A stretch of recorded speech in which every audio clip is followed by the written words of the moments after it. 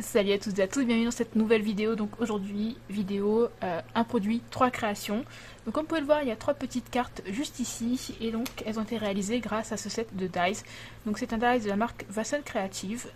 Donc ce sont des ronds tout simples, vous avez des ronds couture, vous avez des ronds festonnés, enfin vous avez plein de dies différents. Voilà, moi j'en ai choisi un tout simple, mais vous n'êtes pas obligé de choisir celui-ci, vous pouvez, sans décoration, vous pouvez très bien en choisir dans d'autres. Donc, par exemple celui-ci, voilà, de chez Action. Voilà. Donc, moi j'ai pris celui-là pour plus de simplicité, puisque voilà, c'est quand même ceux qu'on trouve plus facilement. Vous pouvez les trouver, comme je viens de vous montrer, chez Action. Celui-ci, je vous avoue que je sais plus du tout où je l'avais pris, mais beaucoup de marques en fait font ce type de set de dies avec plein de ronds de différentes tailles. Vous avez des carrés, des rectangles, enfin bref. Voilà, vous avez vraiment beaucoup de choix.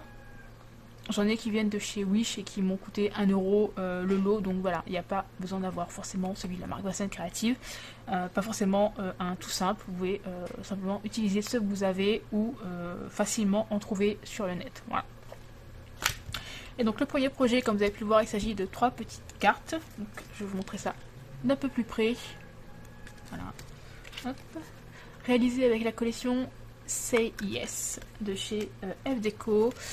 Voilà, c'était une collection dans laquelle il me restait pas mal de chutes et puis quelques découpes d'anciens projets. J'avais aussi donc la feuille avec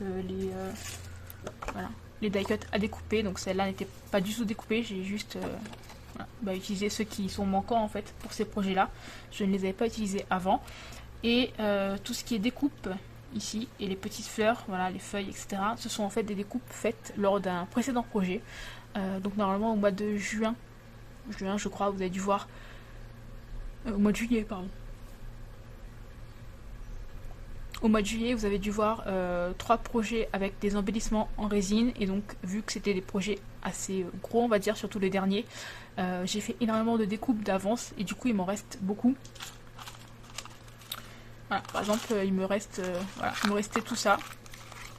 Et donc, j'ai utilisé ce qu'il y avait là-dedans pour décorer en plus